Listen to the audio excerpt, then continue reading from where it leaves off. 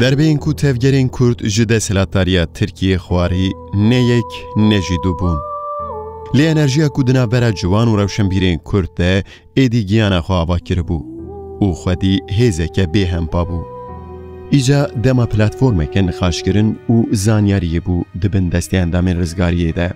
ریوبرین رزگاری به کووارا رزگاری نیرین خواه بلیو دکرن دانین زمان هم جبو زانیار و سیاست مداران هم جی جبو رای گشتی پارودی کرن. سلوگانا که رزگاری پر بالکشه بو دگوت که جبو ما Ankara, Bağdat, Şam و Tahran فرقاویتونه یه. من گفتم کردستان که سربخو پیوسته. فقط کردستان سربخو هر پارچه نه دوی که 4 پارچه ببین یک. اگر کردستان که یکرتی چه نبه، ل هر پارچه آوا بوینا دولت سربخو جی تخطریه دای.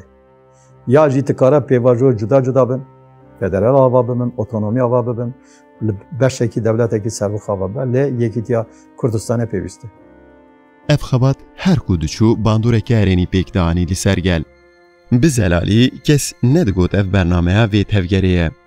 جبرویه که لگور هن سیاست مدار و زانیاران اف خبات رزگاری تنی بسرخواه خباته که لیگری نبو. لهن کومله و سندیکایان بشک کسین کو جه رزگاری باندور گرتی خواه نشان دادن. ناویوان آب تواهی دجمیتینگر بو و خواه بویتی گهی بناو دکرن. باشه پیشفچوینک بدست خستن. او ده انجامه ده وانجی به کوملهان خبری خستن کرن. او بناوی ده کادین دجمیتینگر کومله دا مزراندن. بفین نوین گروبین دنین کود خواستن لسر که شیخ کرد سیاستی بکنجی نچارمان و نرینه بپارزن و هشت کو او جیویرک ببن آنکو ری البروانجی وکر. لی وکی کو حتی وی روژه جواک فیر بویی برنامه که زلال و آرمانجین راست و دیار ین ویر خستنی نبون.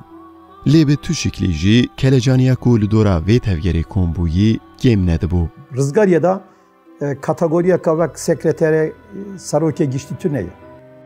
جبو ve sarokati ki kolektife. Yani sarokati rızgariye kolektife her kasek de kolektife da ciddigirin gor kabiliyete xud nav rexistine da graniya kavanaya. Nav civat da graniya kavanaya. Lawazia ve ew buku rexistina xwe nedabû pêş. Lê grûbên Ankara'ya azadî, DDK'de û heta kûkê hemûyan bi rexistinbûnê dest bi kar kiribûn.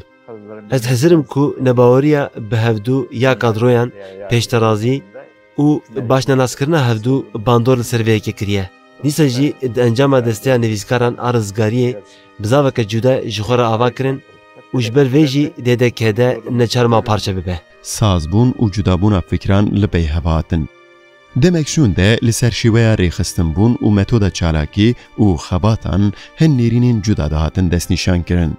Tespite me ideolojik esas da di navbera me da farkakî pir mezin tune bû ama şirovekirina da farka bû. Komîtana vendî de mesela hata münaqeşe kirin ku em nikanîm hevra bimeşin wê de me biryar da ku em ê ji hevdû cuda bibinî ji bona vê yekê di navbera me da protokolek çêbû. Ev protokola ew bû ku em ê bawakî medenî hebûna me rizgarî ala rizgarî ji hevdû veqete. Ev cudahî geşt asteke wisa ku di nav rizgarî de dubendî çêbû. Ji wan dubendiyan beşek tekoşîna biçek dixwast ya din jî bêçekî. Demek şûn de jî şikestinek hat rojevê û çend kes ji rizgarî veqetiyan her wiha tevgera ala rizgarî da mezrandin. Birêvebertiya İbrahim Guçlu, Hatice Yaşar û İkram Delen ala rizgarî ava bû.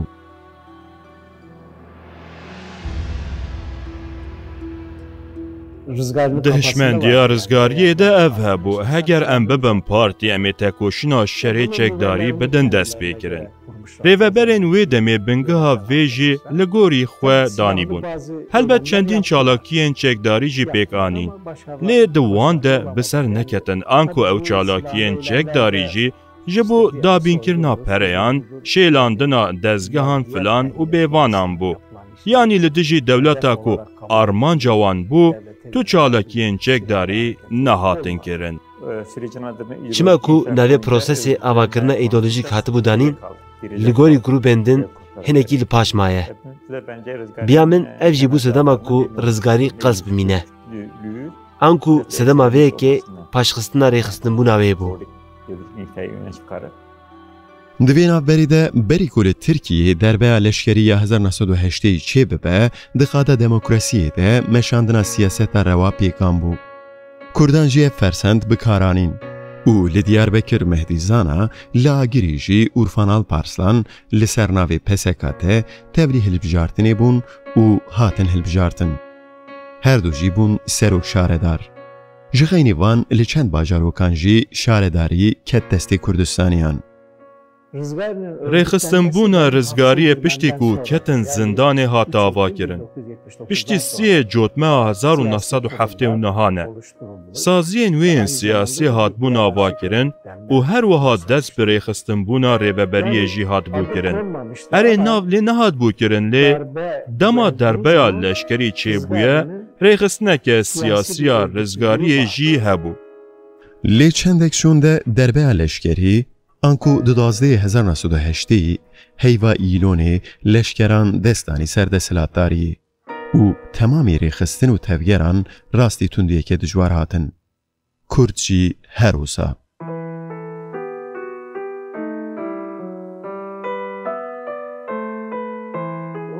Piştre jî derbe çêbû. Derbeyê çawa ku hemû rêxistinên heyê yên Kurdan pûç kirin, ziyaneke mezin da rizgariyê jî.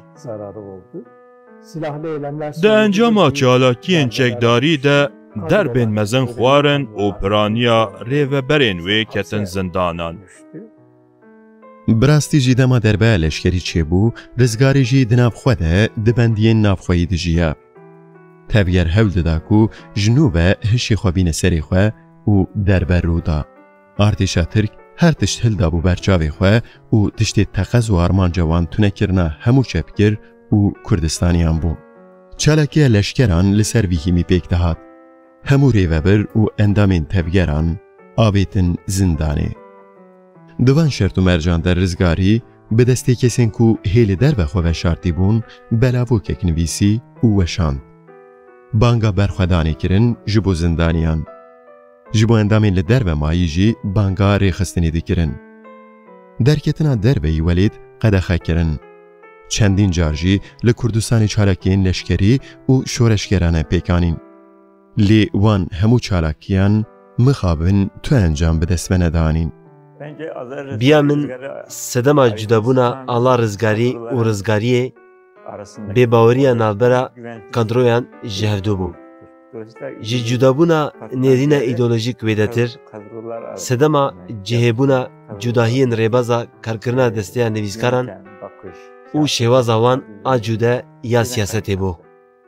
Rêxistinbûna rizgariyê xwe digihîne piştî salên 1985 ku wekî Partiya Rizgariya Kurdistanê hatibû damezrandin. Helbet dem serde derbas bûye. Angu di nav civakê de gelek tişt hatine guhartin. Her wiha partîbûnê nû dest pê kiribû ku ew partî jî nel welat hatibû damezrandin. Anku partîbûnê li dervê welat dest pê kiribû. Ji bo vegera welat pêwîstî pê hebû ku li welat zemîneke siyasî û girseyê peyda kirin. Li wir jî bizaveke giring bi navê PKK derketibû holê ku li hemberî wê zehmet bû. Gava di sala 1985 de derketin derve pêdivî bi xebatên dijwar hebû. Çend kesên rêveber jî derketibûn derve. Wekî Mümtaz Kotan û Rûşen Arslan çûn Ewropayê. Li Ewropa jî wisa nesekinîn. Nêrîneke nû pêşniyar kirin. Li gor wan rêxistineke Marksîst-Lenînîst êdî pêwîst nebû ji bo Kurdan. Divê tevgereke demokratîk were damezrandin û nekarê rizgariyê bi taybet li ser mafên demokratîk, anku mafên mirovan wekî çandî û ziman têkoşîn were meşandin. Arman jî ne Kurdistana yekbûyî ser bixwe û hatî rizgarkirin bû. Armanc tenê di nava sînorê Komara Tirkiyeyê de li Bakur ji bo mafên rojane xebatkirinên legal bû. Di têkoşîna sosyalîstî de nêrîneke wiha hata derbirîn ku ew li ber têkoşîna me ya rêzgarî astange.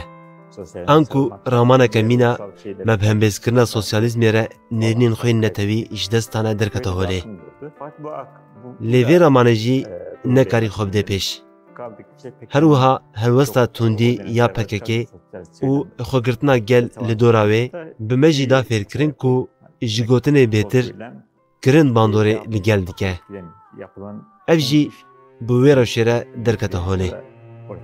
Em tevgerekî Stalinîst nebûnî, ama em hemû dibin tesîra Stalinîzmê de bûnî. Lê li Kurdistanê tevgerê derwayî rizgariyê tikarî bêje ku piraniya wana Stalinîst bûn. Tesîr li ser me kir, tabii ser rewşenbîra kir, ama ev tesîra ku guhartineka radîkal siyaset û rêxistinê Kurda, rewşenbîrê Kurda da pêk bîne çê nekir.